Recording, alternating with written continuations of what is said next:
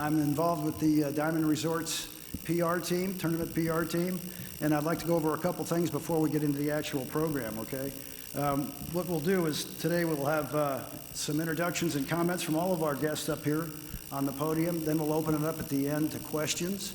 Mr. Flasky will also be giving you a brief history of the event and some ideas and thoughts and changes that are going to be happening this year and what we can expect for the next good year. So afterwards, we're going to be setting up one-on-one interviews. So if you haven't talked with Dana Gordon or Liz McCollum, right over there, waving, thank you, ladies, as well. Christina Lance from the LPGA, I believe, is here, and she can help out as well, or see me, and we'll be glad to get you covered for your needs for the media efforts. Okay, what I would like to do now is introduce the man that's the creator of this dynamic event.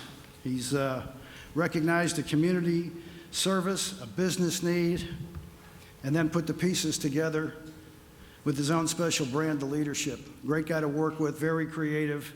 In the past few years, he's continually led the charge to elevate this event to what it is today. I think we all saw that last year. And one of the things that was really fun being in the media room was to see the dynamic between the media that covered the LPGA coming on board to see the celebrities and how it would morph. And it morphed really well, as I think you'll hear today from the participants. So at this time, I would like to introduce the Chief Executive Officer of Diamond Resorts, Mike Flasky. Mike. Thank you.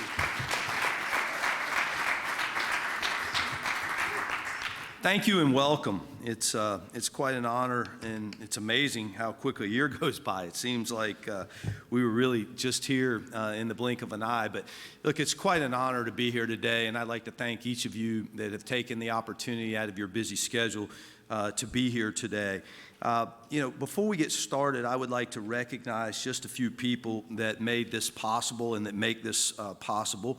To start with, I would like to introduce to you all the new Vice President of Sports Marketing and Executive Director of the Tournament of Champions. He comes from an extreme golf background. He's a dear friend of mine. We grew up playing a lot of golf, or he and I grew up in the same neighborhood playing a lot of golf together. I started recruiting him during his junior year at SMU, of where he followed in his father's footsteps and served as the captain of that golf team there.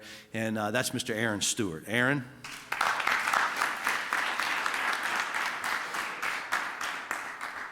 I would also like to take a second and recognize our tournament director, the gentleman who helped from day one with this golf tournament. He has served as the tournament director of the American Century Celebrity event that is out in Tahoe since the beginning, and I think this is going into their 28th or 9th year there. And he has been with us since day one, and as far as everything on course is concerned, he does it as well as anybody in the business, Mr. Mike Milthorpe. Mike?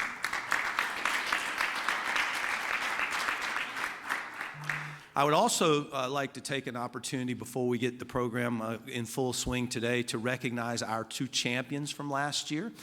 First, from the LPGA, Uni G. And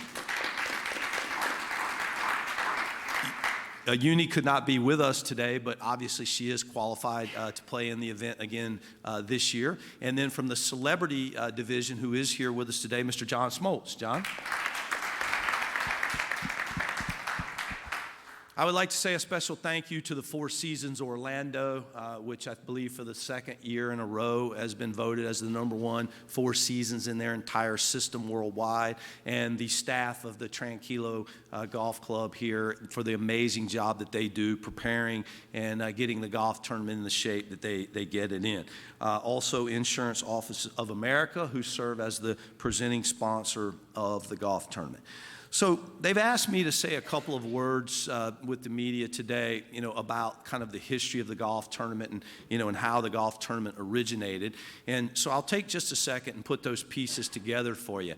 We actually started this as the Brian Gay Invitational. Some of you may remember Brian Gay being a longtime tour player and friend of mine, lent his name to the golf tournament. And the purpose in the golf tournament when it originally started was to raise funds for charity in the Orlando marketplace, which was a new market for Diamond Resorts.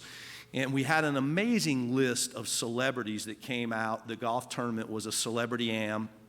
And it really turned into quite a roster. And so NBC reached out to me, Golf Channel reached out to me, and they said, look, 2 years running, you all have a roster of celebrities in this event that are equal to what we get at our American Century event that we own out in Tahoe. Have you ever thought about maybe televising the event? And I said, no, that's not something that we really had ever envisioned, and not why we did it. And they said, well, you should. And so we got a call from the PGA Tour about potentially being a title sponsor of a PGA Tour event, and we started doing the research that goes into that, and we kind of reverted back to Chris Mervin at the Golf Channel, who is the person that reached out to me, and I said, Chris, talk to me again about this idea. And so in the end, as opposed to us going out and being a title sponsor, we decided to create our own event and to do it from the ground up and to televise it.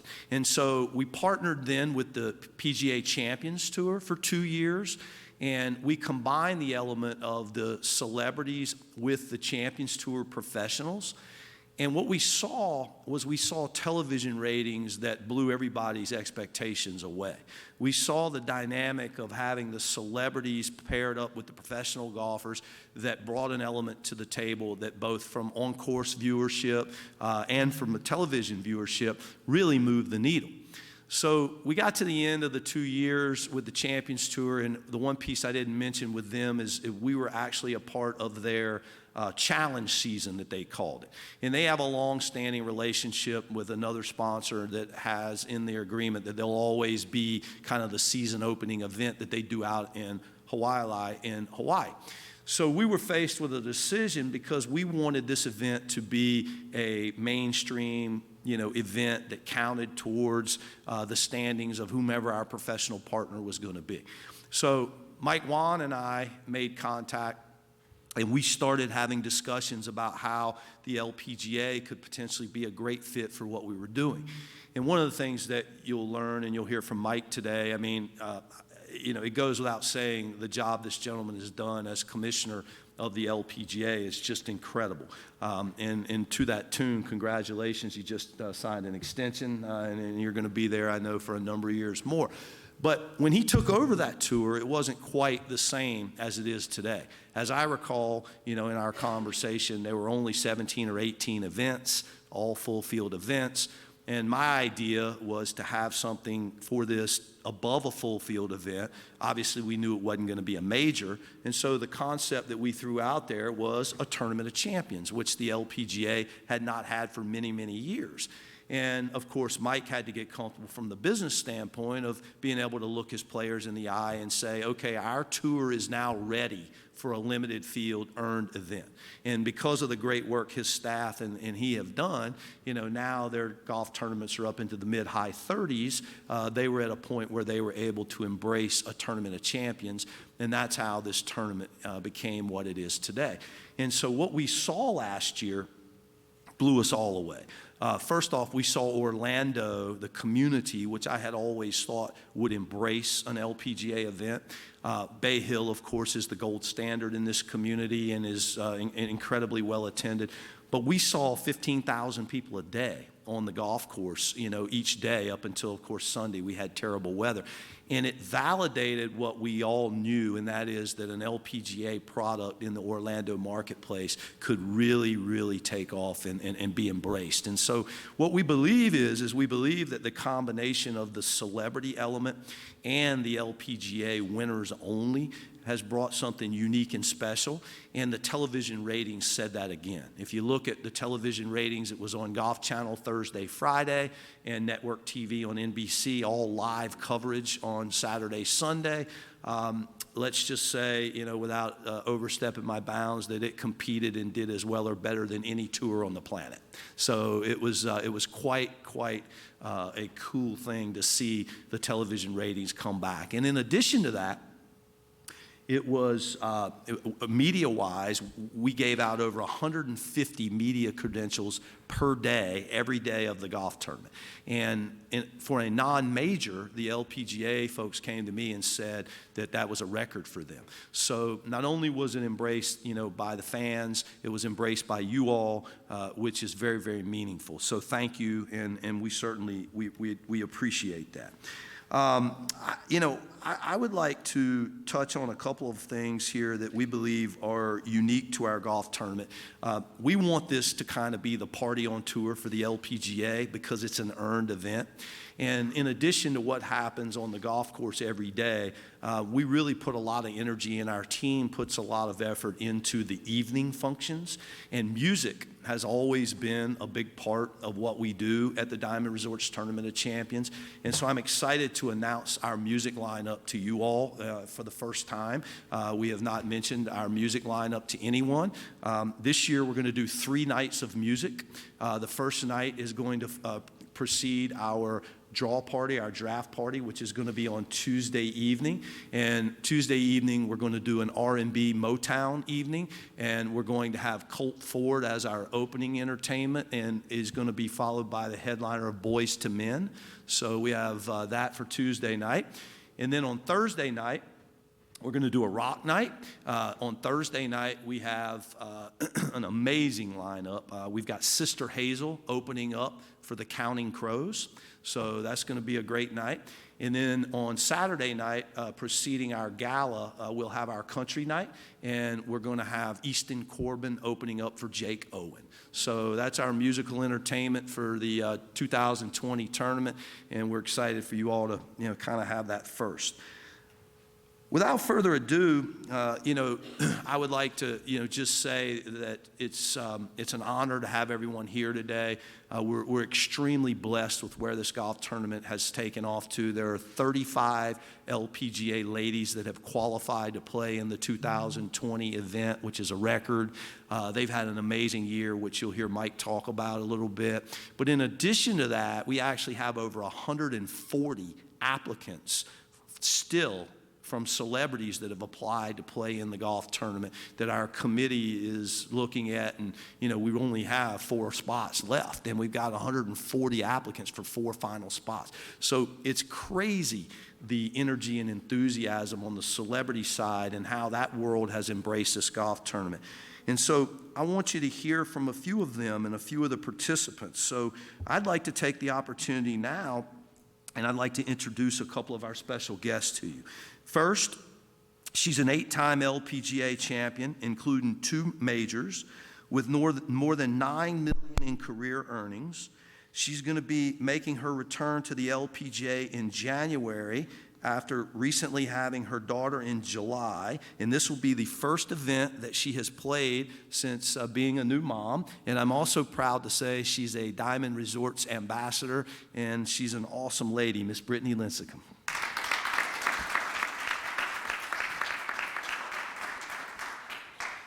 And then also joining Brittany is a Major League Baseball Hall of Famer who was one of baseball's greatest pitchers of all time. And he now makes his living as one of the greatest broadcasters of all time. You probably caught him on Fox as they covered the World Series, but he is the lead color commentator on all of Fox's big games, including the World Series. He's an avid golfer. He qualified for the 2019 United States Senior Open. I was paired with him on day 2 with Lexi Thompson last year, and he made 7 birdies and an eagle and shot 65. And after the round, Lexi pulled me aside and said, "Who the hell is that? I thought he was a baseball player." But please welcome John Smoltz.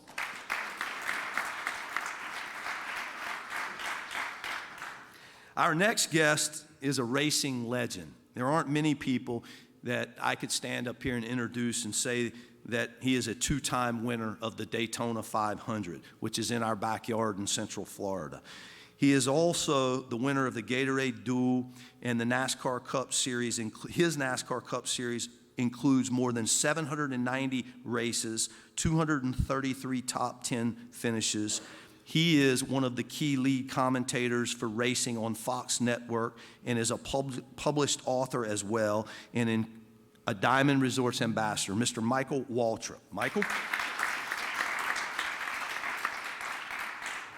And finally, I would like to introduce the man who has helped make this all possible, I've already said that he was recently extended by the LPGA, and the work that he's done as the commissioner leading the LPGA is documented and is quite amazing. And he and I have had a lot of fun really envisioning what this has become. It's his creativity and his ability to be flexible and his open-mindedness that has allowed us to try things that you don't ordinarily see in a professional golf tournament that we think has really moved the needle and has actually made this one of the greatest events out there. So if you would please, he's going to come to the podium and say a few words. Please welcome the commissioner, Mr. Mike Whan. Mike?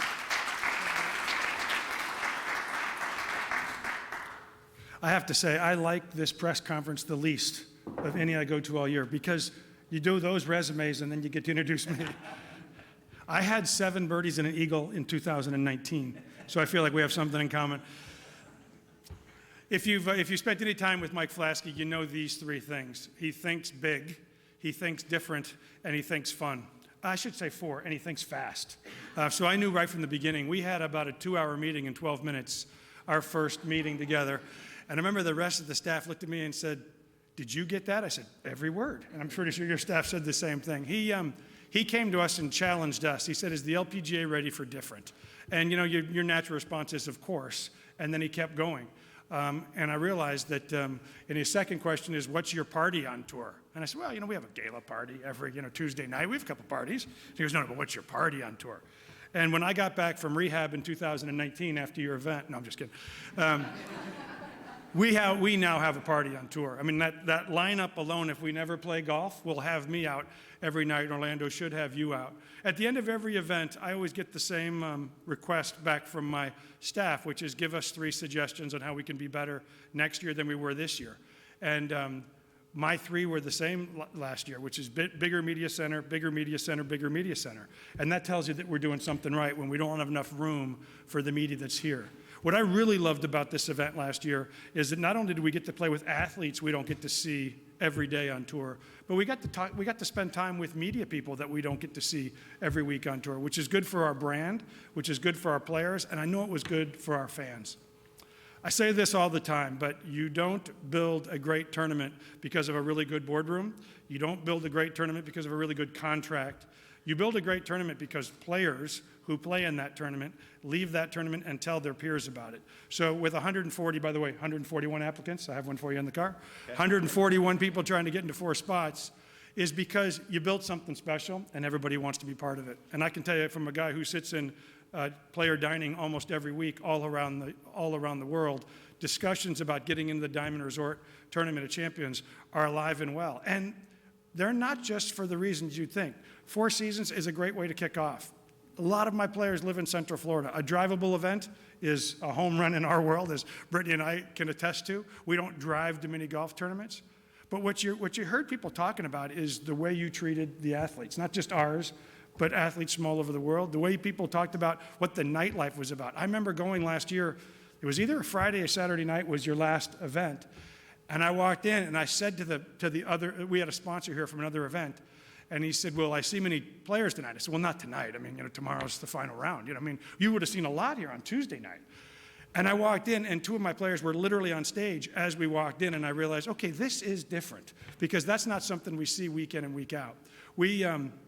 I've said this many times, the LPGA is not good because our players are good. They're not good because their commissioner's good. They're not good just because fans all over the world watch us. We're good because a few people, 34 to be exact, have ideas bigger than us, and we were just smart enough to hang out with smarter people than us. And Diamond Resorts had an idea here that was better than we would have had on our own. And our goal, quite frankly, is to get in Mike Flaskey's wake and ride that wave as long as we can, because he will pull us to greater heights. This is an event that I'm very proud of, because last year we introduced 4 new events. 3 of them were unlike anything we'd ever played before. This one, playing with other former athletes and rock stars and country music singers and entertainers. We did a new team event with Dow in Midland, Michigan. That was different than anything we'd seen before.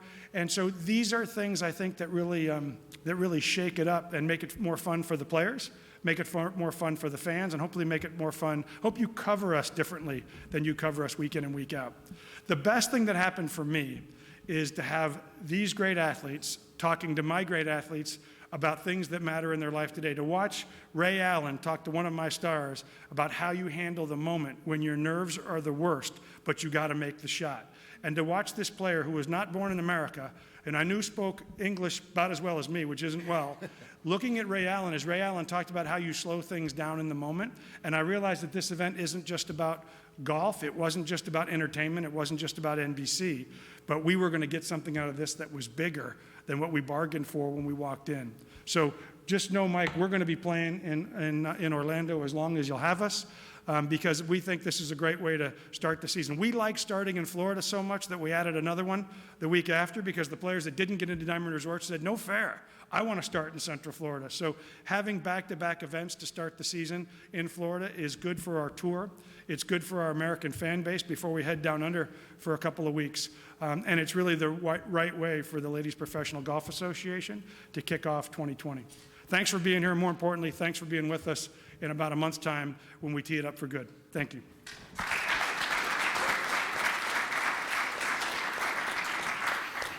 Thank you, Mike. If we can, we'd like to, for our guests today, we'd like to take a second. We have a little sizzle video for you that we'd like to run. So, and then we're going to follow up with some Q&A with our guests today. So, thank you. Hi, I'm Brittany Lincecum. I'm Nellie Corda. I'm Blair O'Neill. My name's Mark Mulder. I'm Reggie Jackson. Lexi Thompson. I'm John Smoltz. Hey, yo, I'm Lee Bryce. I'm Cole Swindell. I'm Larry the King Guy. I'm Cole Fordy. We are at The Diamond Resorts Tournament of Champions. It's a blast. This coming January, the most unique event in tournament golf returns to Four Seasons Golf and Sports Club Orlando for an even bigger LPGA Tour party. It's exciting that we've brought in the LPGA players. There's no other tournament that's like this. We've got the same magic we've always had with the celebrities partnered up with the LPGA's winners. The LPGA champions will again play side by side with the big name stars to compete for separate purses totaling $1.7 million. I got to play with John Smoltz. He killed it. I was like, okay, well, who's the pro here? This is like a Super Bowl for us because we don't get to do this very often. This is really turning into something special. The event has been televised nationally and ratings have been incredible. And the action doesn't stop when the sun goes down.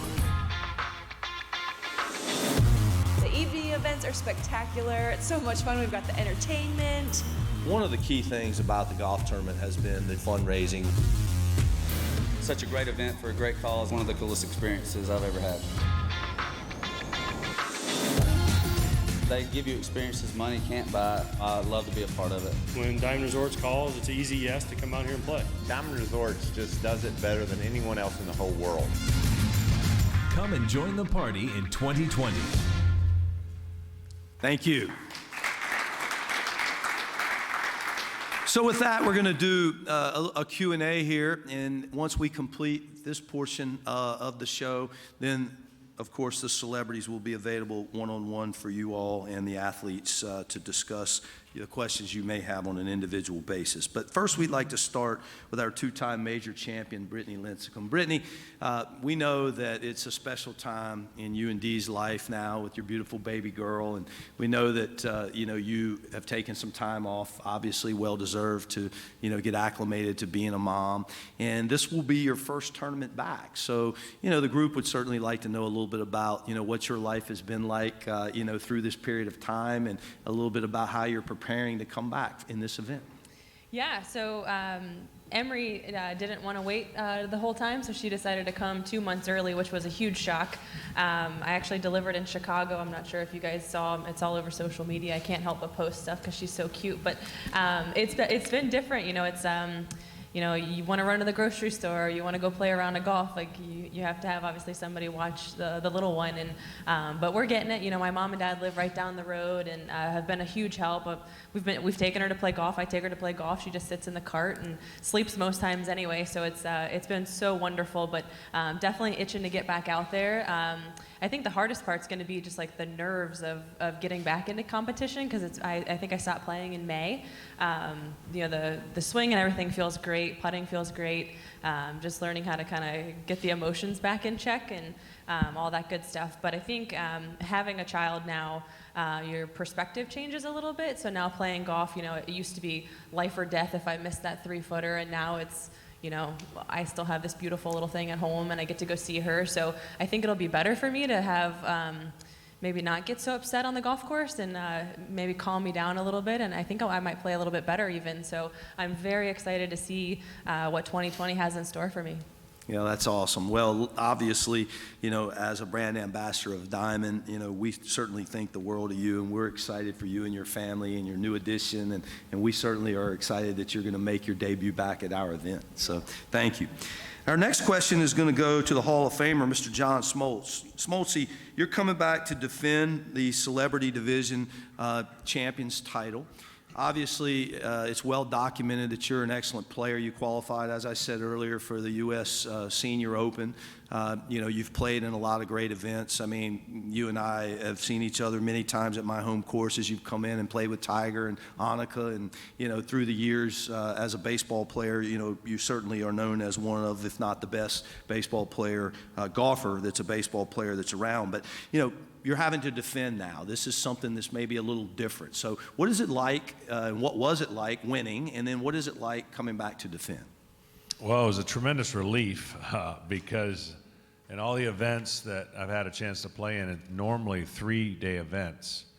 So half jokingly, after the 3-day lead, I was looking for the trophy, and there was still a day to play. So 4 days is certainly a tremendous challenge, but the field that we have had over the last 10 years in just the celebrities that play golf, because of tournaments like this, it's driven every celebrity to get to the next level that they can get to. And this field, as you'll see, is loaded with young, talented, hit their 3-woods farther than everybody else's drivers. And it's just a tremendous competition in our field. We get to learn from some of the best players in the world, and to defend something is the coolest thing in the world, you know.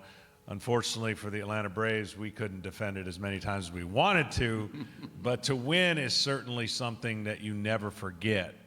To defend, then that is a totally different monster that I can't wait in a month to be part of, because golf for me is the only form of competition I have left, and it truly is something that motivates me to try to get my body in a position to do what I want to do. And that's been a little bit challenging of late, but this event is so important to a lot of us and so much fun that there is a calendar that my schedule is awful. And I know a lot of our schedules is crazy, but I mark off these dates and nothing gets in the way. So I cannot wait to get back down.